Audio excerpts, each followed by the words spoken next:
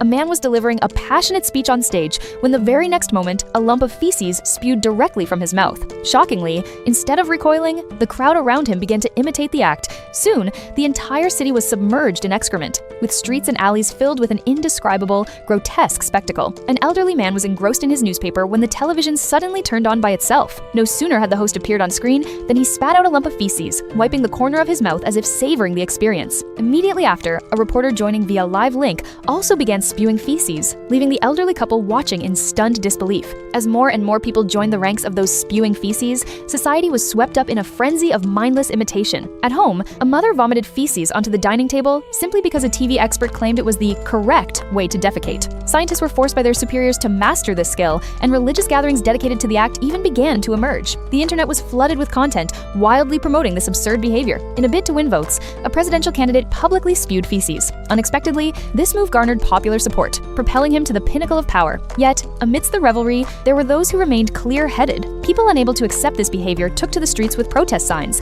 voluntarily cleaning up the filth that littered the ground. However, they were quickly overwhelmed by the enthusiastic proponents of the practice, who buried them in excrement. The elderly couple was eventually swept up in the chaos as well, ultimately being buried alive under the very feces they had spewed out. In their zeal to force everyone to accept this practice, extremists even incited a war. Even the tanks rolling slowly forward spewed massive lumps of feces from their gun barrels.